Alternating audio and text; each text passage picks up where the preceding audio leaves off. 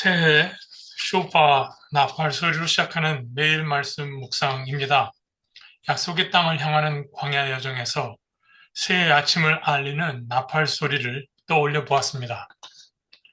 함께하는 모든 분들과 가정과 일터에 하나님의 은혜와 그리스도의 평강을 기원합니다. 묵상 말씀은 시편 23편입니다. 봉독합니다. 여호와는 나의 목자시니 내게 부족함이 없으리로다. 그가 나를 푸른 풀밭에 누이시며 쉴 만한 물가로 인도하시는도다.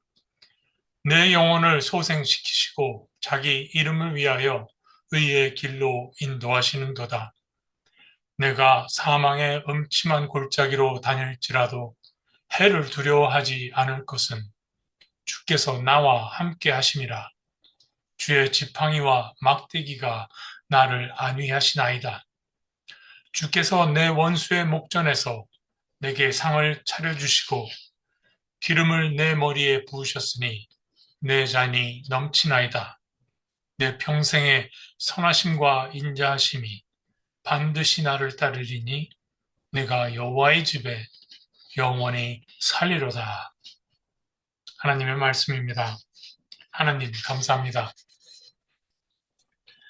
왜 고통을 당하는가?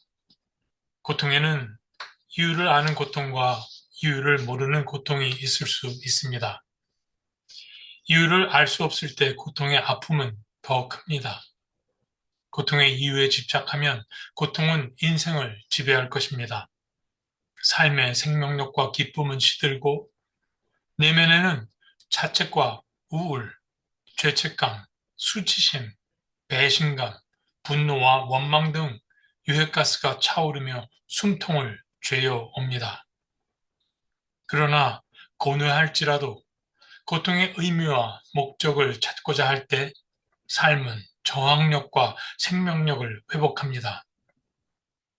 고통의 골짜기에서 사망과 생명의 길이 나뉩니다. 창조주가 인간에게 주신 최고의 선물은 선택할 수 있는 자유입니다. 이런 관점에서 사절은 고통의 골짜기를 지나는 기도자가 선택할 자유로 죽음이 아닌 생명의 길로 나아가는 용기 있는 과정입니다. 용기의 근원은 함께 하시는 하나님이십니다. 5절과 6절에서 고통의 의미를 기도자는 간증합니다. 5절, 주께서 내 원수의 목전에서 내게 상을 차려주시고, 상은 어머니의 밥상을 생각나게 합니다. 이 구절의 해석은 목전에서로 번역된 히브리어 네게드의 번역에 따라 달라지는데 네게드에는 두 개의 다른 의미가 있습니다. 해석이 인생의 향방을 좌우합니다. 하나는 네게드를 본문처럼 앞에서 in front of로 번역한 해석입니다. 원수가 보는 앞에서 하나님께서 상을 차려주시니 원수가 얼마나 약이 오를까요?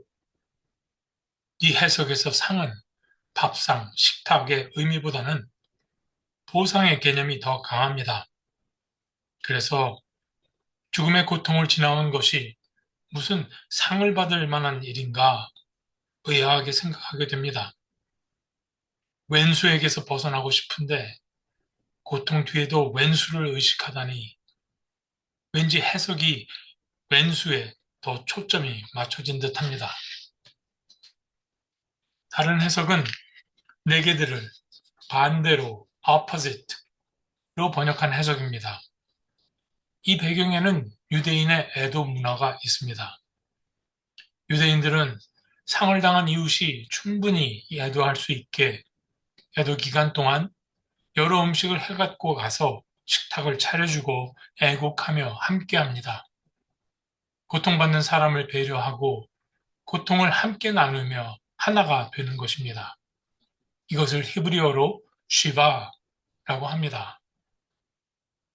이런 이해를 근거로 5절은 내가 어려운 일을 겪는 동안 원수는 나를 조롱했으며 가까운 사람들은 등을 돌려 외면했지만 그 반대로 하나님은 곁에서 늘 동행하시며 지쳐 탈진한 나에게 풍성한 식탁을 차려 기운을 차리게 돌봐주신다는 의미로 읽혀집니다. 기름으로 내 머리에 부으셨으니 머리에 기름을 붓는 행위는 특별히 구별하는 행위, 특별한 사명과 권위를 부여함을 뜻합니다. 그리스도, 메시아는 기름 부음을 받은 사람이란 뜻이지요. 타인의 고통을 보듬는 사람, 그 사람의 그릇의 용량은 자신이 당한 고통의 수준을 넘지 못하기에 사망의 음침한 골짜기와 같은 고통을 겪은 사람의 그릇은 죽음만큼이나 깊고 넓은 것입니다. 그래서 하나님은 그런 사람의 머리 위에 은혜의 기름을 부으셔서 고통받는 사람들을 위로하고 구원하라는 특별한 소명으로 부르십니다. 이제부터 돌보아야 할 생명들이 있음이 이해할 수 없는 고통 속에서조차 삶을 살아내야 할 이유가 될 것입니다. 내 잔이 넘치나이다. 은혜를 넘치도록 부어주시는 분은 하나님이십니다. 하나님께서 사랑하는 방식이 이렇습니다.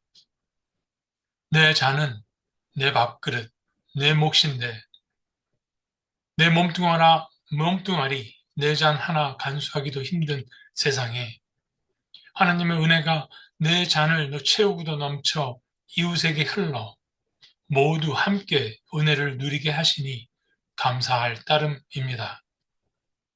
당연에는 감사가 없다는데 고통의 골짜기에서 쏟아냈던 한숨과 탄식이 감사가 되어 있다니요.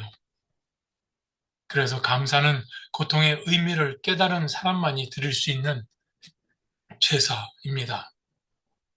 감사는 결코 강요될 수도 되어질 수도 없는 것입니다. 6절 내 평생의 선하심과 인자하심이 반드시 나를 따르리니 이 번역은 아쉽게도 고난을 통해 소명과 감사에 이르게 된 지도자를 향한 하나님의 사랑을 충분히 표현하지 못합니다. 하나님의 선하심과 인자하심, 즉 하나님의 한결같은 사랑 헤세드에는 독특한 성품이 있습니다. 이를 체험했던 기도자는 헤세드의 성품을 히브리어 라다프라는 동사로 표현했습니다. 이 동사는 사냥개가 사냥감을 쫓는 맹렬한 추격을 뜻합니다. 영어로는 running after, chasing after입니다. 하나님의 헤세드가 마치 천국의 사냥개와 같다는 비유입니다. 하나님의 사랑을 한 번 맛본 사람은 그 사랑에서 벗어날 수 없습니다. 언제 어디서나 하나님의 사랑이 그 사람을 쫓아 함께 하시기 때문입니다. 내가 여호와의 집에 영원히 살리로다.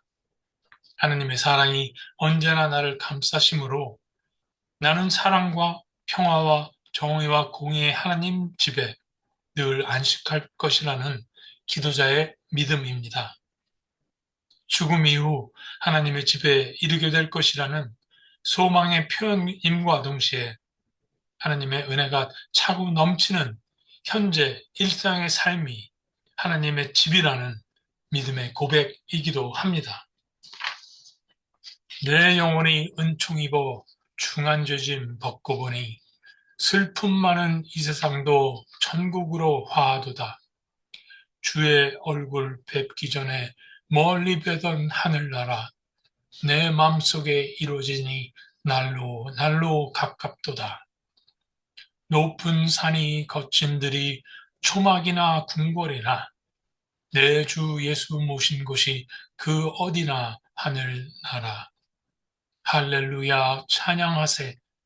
내 모든 죄 사함받고 주 예수와 동행하니 그 어디나 하늘나라. 이제로부터 기도자의 발걸음이 닿는 곳에 하나님의 위로와 평강이 임할 것입니다. 지금 그가 있는 그곳이 하나님의 집이 될 것입니다. 낭낭하게 울려 퍼지는 저 쇼파 소리는 지금이 하나님께서 부르시는 때요. 위로자로, 구원자로 부르신 그가 바로 나임을 자각하라는 경종입니다. 숲을 보듯 시편을 바라봅니다. 집으로 돌아온다는 뜻의 귀가라는 말이 떠오릅니다. 해 저무는 석양을 배경으로 푸른 초장 언덕 위 집을 향해 나 있는 신장로에 들어선 나그네의 모습이 보입니다. 시편 23편의 큰 그림은 돌아옴입니다. 만물은 처음 출발한 곳으로 돌아온다 하지요. 동양의 현자 노자는 이것을 반자, 도지동, 돌아감이 도의 움직임이다 하였습니다. 문제는 돌아갈 곳, 집입니다.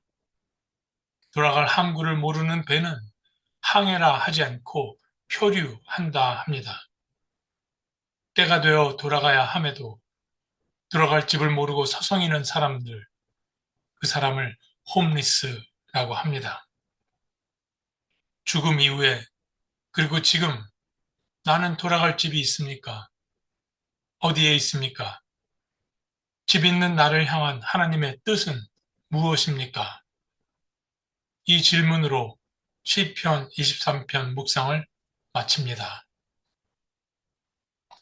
주님, 고통의 골짜기에서 동행하시며 함께 아파하시고 아픔과 서름의 눈물이 감사의 눈물 되게 하셨습니다.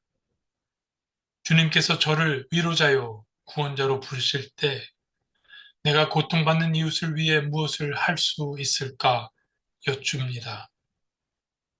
애통하는 저들 곁에 다가가 함께하신 주님의 마음을 주옵소서. 저희가 함께 할 때 위로와 평강의 기름을 부어 주옵소서. 저희의 참 위로자요 구원자 되시는 그리스도 예수의 이름으로 기도드립니다. 아멘.